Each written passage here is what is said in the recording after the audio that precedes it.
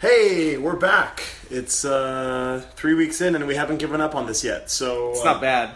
welcome to another fine episode of The Worst Year of Our Lives. I am Daniel. I'm Scott. I'm Kelly. Drew's not here, but that's okay. He really didn't miss much. We are back with our weekly look at the year 2000 in WCW Nitro, perhaps the worst year ever in wrestling television. And it is, like I said, the third week. It is Monday, January 17th, 2000. Nitro is emanating from the, Ohio State campus, Columbus, Ohio. But before we get to that, it is the night after Sold Out 2000. We're coming off Sold Out, where the big two matches that we've been building to on the first two Nitros we watched are the big world title match between Bret Hart and Sid, Yes. and the big U.S. title match between Jeff Jarrett and Chris Benoit. Yes. All right. Those happen. Yes. Neither of those happened. Bad news. Spoilers. Bret Hart is never going to wrestle again. I guess that's not true. He had two matches. He's but never going to wrestle he's again. never going to wrestle again. Jeff Jarrett will wrestle again. But his brains, currently like Bret Hart, are scrambled. Yes. And was that from Sid on last week's Nitro? I thought it was from the It was from either Snuka or Sid. Snuka. No, it was from Snuka. That's right. Yeah, It's from yeah. Snuka jumping off the cage. Yeah. That's right. Which, because we were looking for it, it didn't look that bad. No. But we expected like a form across the face or something. something happened. Regardless, didn't happen. He out. Here is the rundown of what did happen on Sold Out. We'll just go through this real quick because we didn't watch this. Yeah. So Kidman ended up doing the triple threat theater match, Yes. which I think that was going to be Jarrett and Benoit. It was were going to be do Jarrett and three. Benoit doing 2 out of 3 matches. Yeah. Instead, it became Billy Kidman just wrestling 3 dudes. the Revolution. Right. Yeah. So he beats Malenko in a catch-as-catch-can match. P.S. We watched 2 matches from this pay-per-view. Yes. The first one is this one. Yes. The catch-as-catch-can match wasn't so much a match. Yeah, so the rules on that, you couldn't, it was just basic wrestling match. In theory, it's supposed to emphasize mat wrestling or technical wrestling. If you go to the floor, you The match is lose. over. It's I guess in theory like an amateur match where you can't escape the mats or whatever, right? So, or you're not supposed to. Dean Malenko obviously forgot this, took a powder 2 minutes into the match to get some heel stalling in, and just lost the match. Yep. Clearly a mistake. Completely forgot the rules. Yeah. So he did that. Kidman also beat Perry Saturn in a bunkhouse brawl. And then in the final one, he beats... Or was it the... Am I missing it? Where's... I'm also looking for it. Yeah. I see 2. I see... Oh, no, There it is, number it's 10. number 6. Then he lost to the wall in a cage match. Sure. Okay. 2 out of 3. Great. 2 out of 3 ain't bad. It's a real meatloaf. Yes. Yeah. Vampiro beats David Flair and Crowbar, who are the current tag team champions, in a 3-way match, which is in theory... Handicap. Actually, a handicap match. Handicap. They did say it was a triple threat on Nitro that we watched. Incorrect. Incorrect. I guess it was a handicap Like most match. things. That makes sense, I guess. All these guys are on the episode that we watched. Yeah. Vito and Johnny the Bull defeated the Harris brothers. I'm sure that was great. It was a match. It went Question mark? 9 minutes. Oklahoma defeats Medusa for the Cruiserweight title match. In what has to be the worst cruiserweight title match of all time. Had We to be. didn't watch it. We didn't watch it. Well, we're going to have to watch it then. and neither of them were on Nitro, so we... gotta No know. mention. we're No not gonna mention worry of about them. Yeah. Brian Knobbs defeats Finley, The Norman aforementioned Smiley, David Finlay. and yes, Finley, Norman Smiley, and Ming. 4-way match for the Hardcore Championship. to retain. Some of those guys are on the show, but just Hanging out. Yeah, they just kind of hang out. They Yeah. make an appearance. Booker T defeats Stevie Ray by disqualification. Brother in the singles fighting match. brother. Horses eating each other. Dogs and cats living together. We do see these guys. They do come to blows on Nitro. Yeah. Tank Abbott defeats Jerry Flynn. The other match we watched. That match was great. It's awesome. Do yourself. I'm going on a limb. We're 3 weeks into the year 2000. Tank Abbott, year 2000 WCW MVP. So far, he's really great. No complaints so far. And I know he has my favorite match in WCW in the year 2000 on the next pay-per-view. So. Yes. Buff Bagwell defeats Diamond Dallas Page in a last man standing match. I think that was actually pretty decent. Yeah. Those guys had okay chemistry. Yep. More of them to come later. Yep. Kevin Nash defeats Terry Funk in a hardcore match. To become the WCW commissioner. More of that later. Oh, yeah. Eyes rolling emoji. And then in the main event, Chris Benoit defeats Sid Vicious for the vacant WCW World Heavyweight title. And goes on to have a heck of a reign. Sure. So, we're caught up. That's what happened the night before. In the interim between that pay-per-view and the Nitro we're about to watch. In the 24 hours. A whole lot of stuff goes down. Yeah. We don't have enough time to go into all the details, but the long or the short of it is, the Radicals quit. 6 guys wanted to quit the company, 4 did. 4 did quit. Because the other 2 were not wanted by the WWE. Correct. Those 2 being Conan and Shane Douglas. Correct. Benoit, Malenko, Saturn, Guerrero, gone. They're all gone.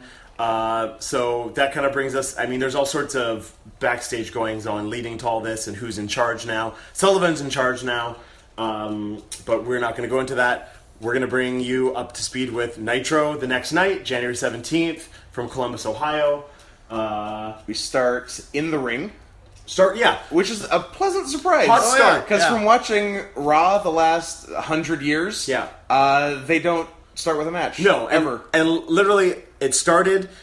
Welcome to Nitro. Not even entrances. No entrances. Welcome to Nitro. Here's Kidman and Psychosis. In the ring, watching the opening pyro. They were watching the pyro. The bell rings, and they turn to each other. Oh, I guess Time to wrestle. We're going to wrestle now. And they went on to have the first good match of 2000. Yes, this is the first good match that we witnessed on a Nitro in the year 2000. Yeah, and it's not a guarantee, because, like, Psychosis 2000, that could go either way. Yeah. But pretty good match, like some good bumps. Kidman took a big toss to the outside and like just landed flat on the floor. Psychosis did his dive. Big dive. He did the top rope leg drop. And Kidman just kicked out of his finisher clean. Yep. And then Psychosis went for a powerbomb. You can't powerbomb Kidman. Finish.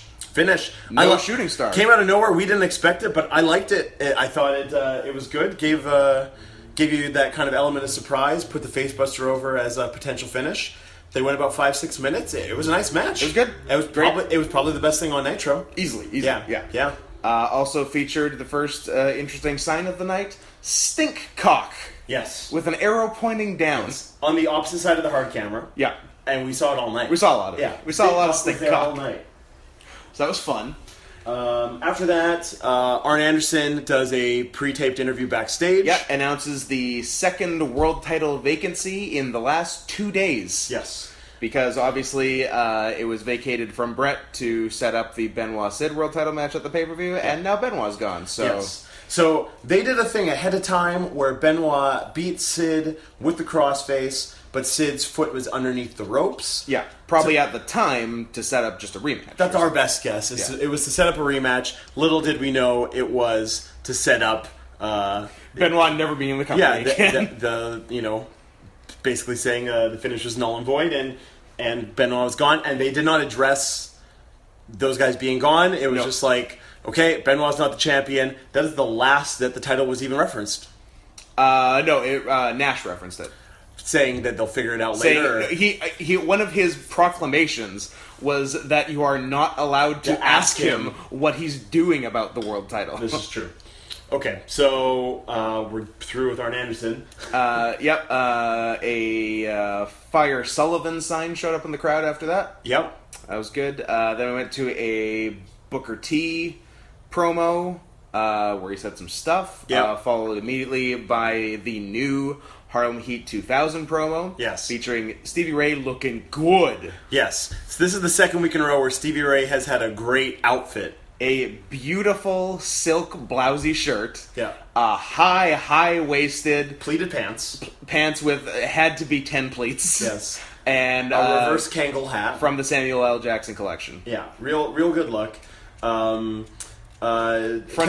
how would you describe Big T's biceps accompanying tumor-esque quality? Yeah. You know how normally biceps are on the top of your arm if you like flex it? Big T's are on the side. They were kind of hanging out on his elbows. They were resting on his elbows. They're real weird. He is conservatively 400 pounds. Yeah. He's so huge. He's as wide as he's tall. His clothes are struggling to keep him in. Yeah, they're doing the lion's share of the work. His I feel like he kept almost all of the muscle from being Ahmed Johnson and then packed on fat. 125 pounds of fat. That sounds about right. So they call Booker T a fruit booty. Then they Cracker Jack fruit booty. That's right. They ask him to come out. They want to reconcile with him, I guess. Booker T comes out with Midnight. They call Midnight a rat and tell her to fuck off. Yeah, basically. Booker T comes in, and within about 5 seconds, he attacks Big T. He just kind of looks at them both and then attacks Big T. Fuck this. And referee conveniently appears. And then a match starts, and Booker T and Big T fight in street clothes. Yeah. So Stevie Ray jumps him first. Yeah. Then he says, "Referee, you better start this match." And then no. Before the match has started, this happens. Okay. Oh, it is before it starts. Yeah. So this had to be the best thing that happened on this Nitro. We rewound it, I think, 4 times and rewatched it. Everyone knows everybody wants to know. If you are not familiar with Ahmed Johnson, his finish is the Pearl River Plunge, also known as a Tiger Driver. Yeah. Mitsuharu Misawa. Yeah. Ahmed Johnson. All the hits. So they're doing the shit. They're beating on him, and then I think because he gets jumped. It's like the first thing he did. Yeah. Booker T gets jumped by Stevie, and then Big T's got him, hooks the arms like you gonna want to see it, and it's like we want to see it, big guy. Gets him up. It looks, and I think Booker goes up easier than he was expecting. Probably. Yeah. He gets him higher than he was counting over on. the shoulder. Yeah, over the shoulder. Over the shoulder. And then as he's pushing him down, Batista bombs him. And falls over. Stumbles forward and backwards and takes a back bump, basically. Yeah. Just falls over. Yeah, it's the most clumsy Tiger Driver you've ever seen in your life. And then right after that has a real struggle getting up. Yeah. Because he's just not built for it. He does the old put one leg up and put your arm on your leg, put it up and get up. So these guys have like a 90-second match. Booker hits a bookend, which is not as horrible as it could have been. No. He actually flatbacks it. Yeah, he flatbacks it. He doesn't jump high. It's not like Hulk Hogan taking a chokeslam from The Undertaker in the year 2002. It's close, though. Yeah. There's not a great deal of hype. However, Big T essentially no-sells it because as soon as after it happens, Booker T is distracted by Stevie Ray. Big T goes into his fanny pack, which of course... they're all wearing street clothes, by the way. And grabs out the classic Stevie Ray slapjack. Or a comb. And hits him in the back. And 1, 2, 3. Pins him for the 3 counts. Yep. So that was that. Yep. Next up, Vampiro versus Disco Inferno. They had a short match, and Vampiro won with a nail in the coffin. Anything I'm missing? The only thing that was kind of weird is that... Disco was on the floor, and his cronies, which was Big Vito and Johnny the Bull, basically threw him in like it was a lumberjack match. Yeah, he wasn't ready to get back in. Yeah, they just chucked him back in. He kind of looked at them like, "Hey guys, what was ready. that for?" Turns around and eats the nail in the coffin. And then nothing else came back. And then they were friends later in the show. Basically, so, the match was fine. Vampiro definitely did. He did his own bookend, basically. Yeah, standing. And he did his own top rope spin wheel kick, which Psychosis had done earlier. So he had repeated 2 moves already seen in the show. Yeah, so there's obviously no agents who are paying attention to anything going on backstage. I think you can shorten that sentence. There are no agents. True. But inoffensive, I guess. Inoffensive. It was. I don't think it was long enough to be offensive. There is a match later on that is offensive. Yes. We will get We were expecting Disco Inferno to hit all his finishes. Oh, yeah, because he hit a swinging neck breaker, and they were like, all right, pile driver, then chartbuster. He teased a chartbuster, but that was it. So next we have, was it the first appearance of the NWO in the back? Yes, where Kevin Nash was sampling women like livestock. Yes. Oh, second. Yes, we saw them entering the room, and we saw the Harris twins as the new bodyguards, I guess. Yeah. They're not. They don't seem to be called Creative Control. They're not Creative Control yet. That's a different. Yeah, that's. Cool. I think they shaved the facial hair for Creative Control. Oh. Yes. At this point, they're just kind of like his Secret Service agents. Yeah. The NWO, Scott Steiner, of course, is bringing out various women for them to ogle. A parade of prostitutes. Yeah, there's April Hunter, there's Tylene Buck, a.k.a. Major Guns. Mm-hmm. Is it Prissa Pound Town or whatever? Oh, Paula Panchak, she was later. Yeah. I don't think she was in that scene. I don't think the other girls were anyone of note. Actually, I think she was. Maybe she was.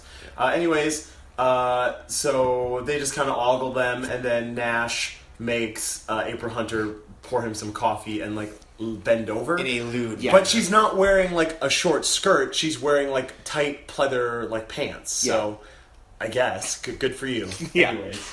Then we have the first appearance of 3 Count. Yes. For that we've seen. Yeah. The correct 2 of them Wrestled. have the match. Yeah. I guess it's a tag title match. It was. I guess so. Against Flair and Crowbar. Yeah. Evan Courageous cuts a real quick but still terrible promo at the beginning. And then proceeds to spend the entire match stalking Daphne on the outside. Yeah. Very awkwardly. While Daphne hisses at him. Yeah. Well, like, alternately hisses and ignores him. Yeah, basically. While that was not going on, there was actually some pretty decent action in this match. Both members of 3 Count hit good dives. Yep, there's a huge Back body drop. double back body drop on Shannon Moore. Yeah, so big his feet came down on the ropes. Yeah. That was huge. I wrote down this was a battle of jeans versus khakis. Yes. And then there was more. It was a really randomly booked match because I put this match is weirdly overbooked for 3 minutes. Yeah. Standards and Practices, which is Lodi and Lenny Lane, yeah. come out with Miss Hancock. Do nothing. Do nothing. They come out and observe, basically, and then Leave. But like at the same time that they're leaving randomly. So as we said, Evan Courageous is stalking Daphne. Yeah. David Flair jumps Evan Courageous with a crowbar, murders him, just kills him with a crowbar, then picks up Daphne, Smooches her. and picks her up like over the threshold. Yeah. Gives her a smooch, starts walking to the back while the match is still going leaving on. Crowbar by himself. Which is actually fine because Crowbar is kind of kicking their asses. Yeah, by Crowbar himself. just makes his own comeback. Yeah. But then still tags in David. Yeah, then David finally like gets done making out with her. Oh, actually, no, doesn't tag in David. David just hops up on the apron to see his partner hit a reverse DDT for And the win. Yeah. It made no sense. David did not need to be in this match. He didn't, and Crowbar just makes his own comeback after getting kicking out of double teams. Yeah. Like they hit, I think it was like a top rope Rana into like a splash, right? Yep. Yeah. Didn't Didn't matter. Yeah, Devin Storm, not phased. Yeah, and this is the night after the tag champions. I guess they're overcompensating for the fact that they both lost. But they lost to one dude. Oh yeah, it's layers upon layers upon layers. Last night, one dude beat them, so tonight one of them beats two dudes. Yeah. It works out. That makes perfect sense. Yin and yang. So at that point, then we had another first appearance, this time of the Maestro. Is that next? That's what I got, unless I skipped something that I don't care about. I think you skipped the... Oh, no, yeah, that is next. Next, yeah. So the Maestro comes out... Accompanied by Ryan Shamrock. as Symphony. To, I guess a piano-y ballad... Yeah, which you noticed is the instrumental for the Mr. Wonderful theme in WCW. Yeah, like the 95 Paul Orndorff, Wonderful, they call him Mr. Wonderful. So just the piano just for that. Just the piano version, the exact same tune, same melody, everything. Yeah, why write a new song? I've known it's a great song. Who's got time? So, when you got that sitting around, sitting on gold. The Stro comes out. Tank Abbott comes out, who, as we stated, MVP. Big fans of. The bell rings. The Stro hasn't even turned around fully. Abbott clocks him with a punch to the side of the head. 1, 2, 3. That's it. One punch KO finish. It was beautiful. Great. Tank Abbott continues to be awesome. Then, so the one thing that I loved, this is I didn't mention this as we were watching it. The next segment is everyone on the roster, basically, coming out minus a select few. minus a few who we'll mention in a second. Coming out to be in the ring while Kevin Nash comes out on the ramp and does like a State of the Union address now that he's the commissioner. Yeah.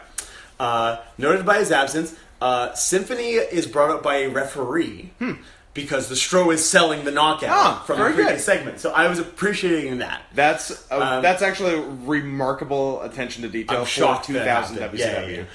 Someone was doing their job. Yes. Now, the other people who weren't doing their job, two people who were absent from the ring were Buff Bagwell and DDP.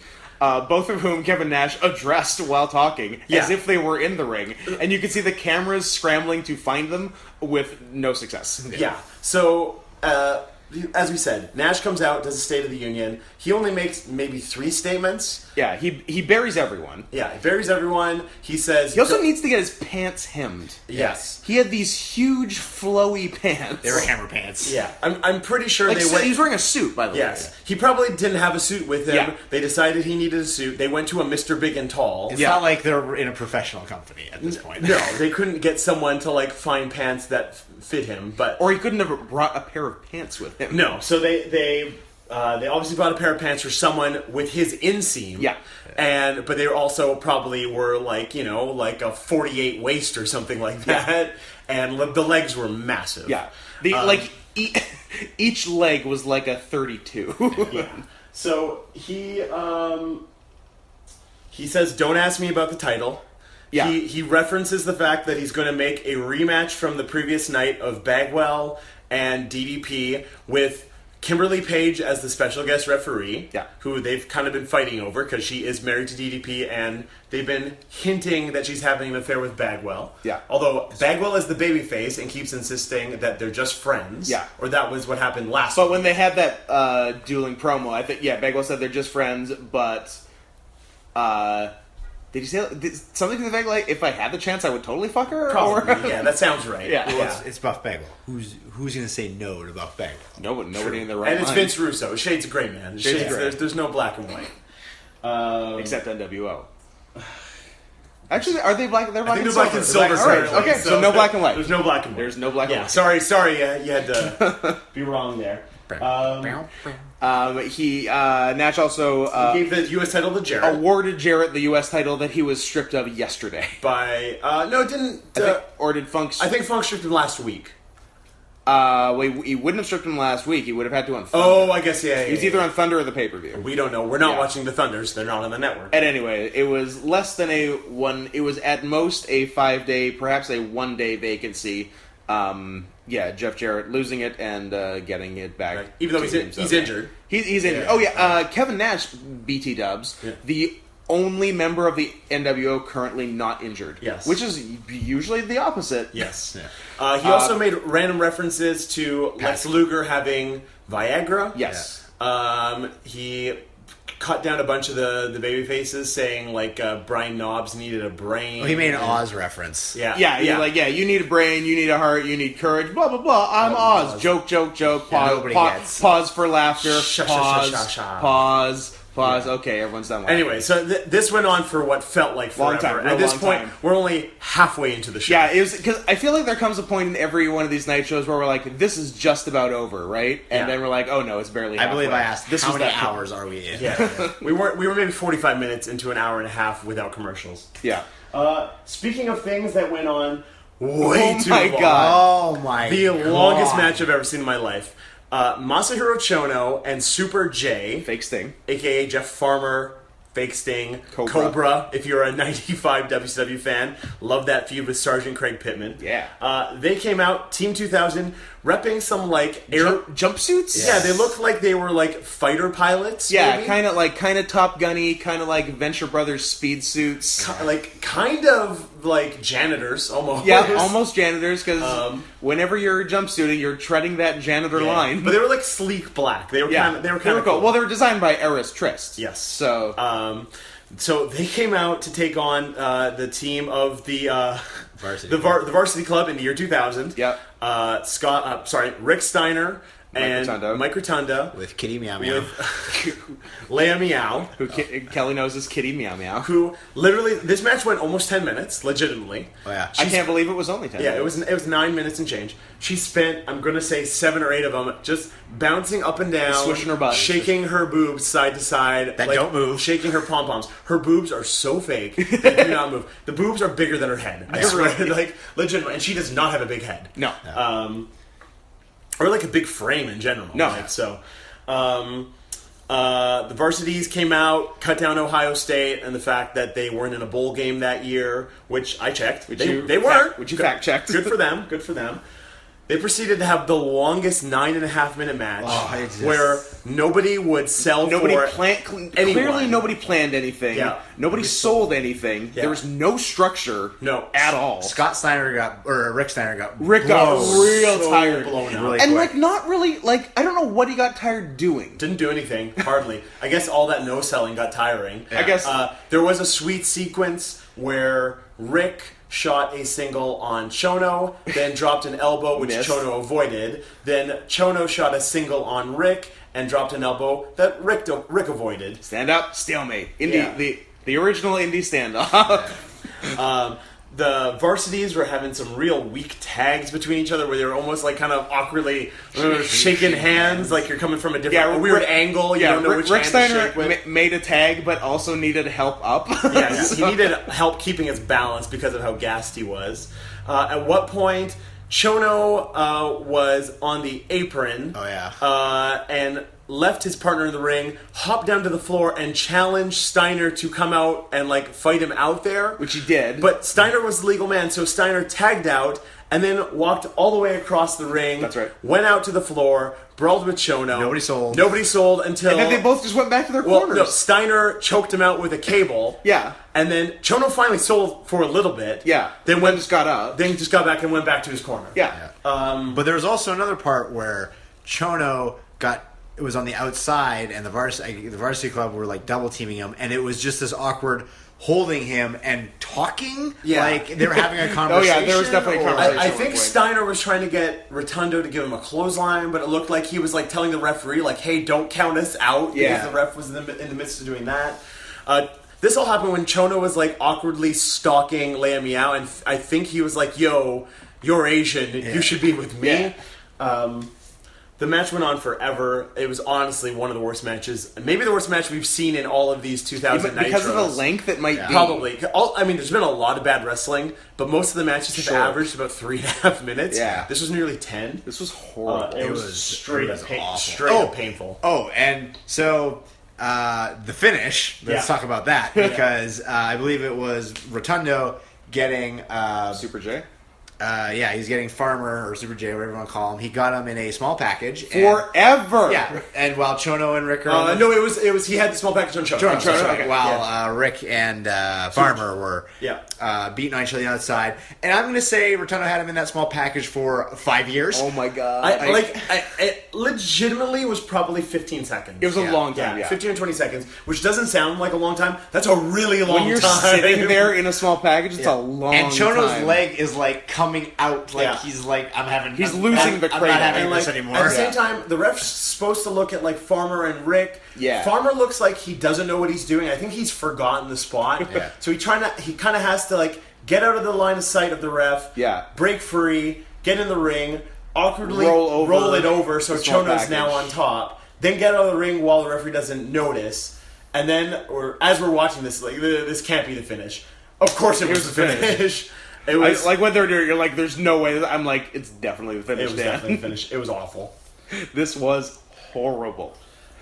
Sid versus Wall next. Another first appearance. Yeah. First appearance on the Wall. I guess he was on the pay-per-view last night. I guess he's a member. He was a member of the Revolution. I think. News to me, but all right. I think he was. But here, there was no mention of them. Nope. He was just in a suit. He was his own man. Yeah. Sid had previously been shown... the fifth person on the show wrestling in long sleeves and long pants. Yes. Yeah. After Booker T, Big T, and Team the 2000. Team 2000. Sid we had previously seen during the Nash State of the Union. They just cut back to him backstage. He didn't come out. They show him stewing backstage, watching on a monitor with his shoulders real clenched up so he didn't appear to have a neck.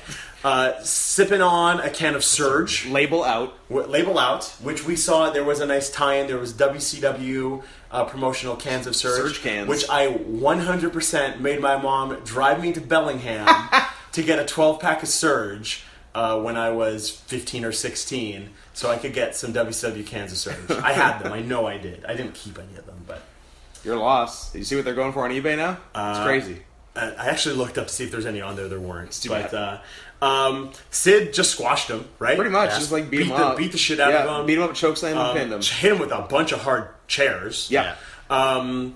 Previous to that, we had in the middle of the match. Oh yeah, Yes. They cut to the back. Yeah, Disco Inferno along with the Guidos. My dog Buster is making a run in on the podcast. You can't do that With with a squeaky buddy. toy. You can't use the Buster's squeaky got toy no now. dick, by the way. Buster has the biggest dick in this room. Fuck that. He was neutered. Proportionate. He was neutered. They cut your dick off when they neuter you. His goes up when he stands. His goes inside him when he stands up. Anyways. Mine doesn't. The NWO are wanting Nash are wanting Disco And the Mamalukes. and the Mamalukes to interfere and jump Sid. Go beat up Sid. They say okay. Yeah. The Mamalukes do after the match. Yeah. But Yeah, then they don't make it in time. No. They cut back right to the finish. Yeah. Yeah. They get beat up. They eat. Johnny the Bull gets a really nasty powerbomb. Yeah. I think Vito gets powerbombed. Vito gets powerbombed. And then Disco's like, I don't really want to This get beat up. seems- yeah. This seems pointless. And so he just leaves with his Yeah. guys. Out came Scott Steiner. Steiner next. promo. Yeah, he also said that Ohio State sucks and Michigan is great. He came out with two women, Medeja, and I believe Your- Paula Poundshock or whatever. He beats up a plant. He beats up a plant, bloodies his nose. Yeah. And that was it. Yeah. Basically. Yeah. It kind of was pointless. I think they were just sort of like, you're from Michigan, they're rivals of this school, come out and get some heat. Yeah, That was basically you're just- yet another injured NWO member. Yeah, You got to do something. We got to kill some time somehow. That Team 2000 versus Varsity Club match only went 10 minutes. Yeah, so. they undershot their time. They undershot their allotted half hour. What if they actually undershot their time? They can't have undershot their They time. had to go over. They had to have gone over. Fuck, that was so bad. Next up was Lex versus Bam Bam Bigelow, Yeah, who so- got half dressed for his match. Yeah, so Bam Bam was wearing Bam Bam tights, just regular shoes. I guess they were kind of boxing boots. Kind of but- boxing wrestling shoes. And a WCW Mayhem t-shirt. Yeah. Do you think it was for Mayhem the pay-per-view, Mayhem the video game, Mayhem the accompanying soundtrack featuring ICP and that sweet No Limit Soldiers, or not No Limit Soldiers, Rough Riders. song, pay-per-view. Pay-per-view. Great Yeah. song. I think video game. Probably video game. Yeah. Fuck, which we have played. No, we played Backstage Assault. Oh, that's right. It was. Yeah. So, Lex is real big. yeah, he's really big. Like, I know he's always been, that's like his thing. Yeah. It seemed like he was... Yo, he was much bigger. Yeah. And Bam Bam kind of just controlled the match. Yeah. And Bam then- Bam's a good wrestler. He's okay. Yeah. He hit his stuff. Yeah. This, of course, didn't have a clean finish. It's WCW in 2000. Champagne Chris Canyon, along with his, I guess, manager at the time, Luther Biggs, which... Who is the Clarence ex-attorney Mason. Clarence Mason. They came out, distracted the referee. I think Canyon gets thrown in the ring. Yeah. Yeah. Maybe Liz is distracting the referee. Yeah, Liz is distracting the referee. Canyon's in the ring. Bam Bam's beating up on Canyon. Luther Biggs hands a bottle of champagne to Lex Luger, who smashes it over Bam Bam's head and pins him. Pins him. Yeah. Yeah. It was nothing. So With I a get- shitty finish. Well, I Yeah. mean, the whole match started because on Thunder the week before, Luger was doing that thing where he was dressing up as Sting. Yes. And he attacked Bam Bam, and like that's why they had the match. And I don't think anything else is coming from this. No. And I That's guess... probably the end of it. Yeah. Well, now we got Bam Bam and Canyon, which Canyon. I guess is like a breakup of the Triad feud. They Like, were around in they 99. were, Yeah. So I feel like it's the first we've heard about this feud since we started watching Bam Bam and Canyon. Yeah. Yeah. That leads us to the main event, Main, yeah. where we've somehow gotten through all of this. We did it. The main event, which, as a match, in the first bit was pretty decent. It's fine. And Yep. then it got real bad. Yeah. Yep. So we got Buff Bagwell and DDP with Kimberly Page as the referee. Earlier in the night, the NWO had given her ref attire. Yeah. It was basically a sexy ref shirt. She had kind of like a tube top underneath it, or like a little her boobs were showing. And like the tied off. Yeah. Daisy Duke top. Then she's got the pleather tight pants. Yeah. And some real chunky heels. Real chunky heels. But when she went in, they did the segment where she gets her gear. Yes. They kind of make fun of her a little bit, and then as she's leaving, you hear someone in the that's background. that was the second best part of Nitro. So they asked her who was better, Bagwell or DDP. Nash says, "Hey, who was better, Buff or Page?" Ha ha ha ha ha! And then the original predating Strange Wilderness by 8 years. Shark laugh. It was Jeff Jarrett, I'm pretty sure. Had to be. I don't know who else. Yeah, he gave a real guffaw to Nash's joke. It was like a cross between that and a Statler and Waldorf. Basically, yeah. It was great. Jesus Christ. Good old squeak toy. Sorry about that, everybody. So DDP and Bagwell, they start out pretty hot. Yeah. They brawl all over the building.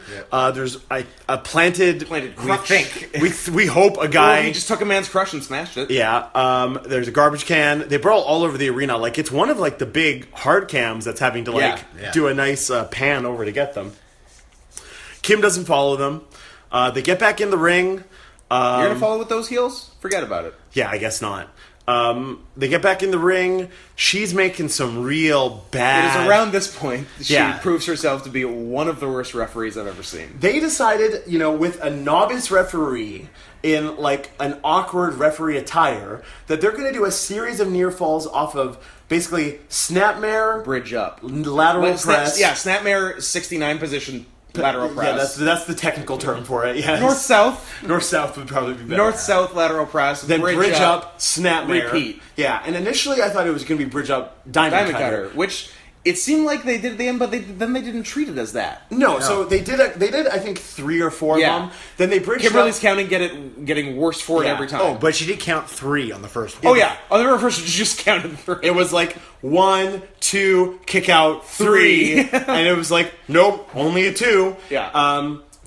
Finally they bridge up, and it kind of looks like Paige Diamond Cutters at the same time. Bagwell gives Bagwell rolls on top of Paige. Well, it was the layout reverse DDT that Crowbar had finished with earlier in the night. Yes. But they both kind of sell afterwards. Yeah. Then Bagwell goes up for a blockbuster. Yeah. Decides the second rope's not good enough. Gotta go all the way. Goes all the way up. Paige is tall, so you gotta think big. So he goes up to the top. Paige shakes the ropes. Bagwell gets dicked. Paige follows him up there. Unfortunately, Buff does not sell it as when Paige shook the ropes for the machine. Yeah. That was on Thunder, unfortunately, so we're not going to get to see that. That's disappointing. Bagwell gets dicked. Paige follows up for a superplex or a top rope diamond cutter or whatever. Bagwell just low blows him blatantly in front of Kimberly. Yeah. Paige sells off. Bagwell hits the blockbuster. Yep. Then gets up, does his kind of just look at me, Rob Conway, arms wide pose. Yeah. It is at that point he is supposed to hit Kimberly, who's supposed to be in position when he does that pose. She is not. No. So instead... A couple seconds pass. She awkwardly just runs into him. She runs into him headfirst like a fucking retard. And just kind of falls to her butt like a child, oh, I broke my toy.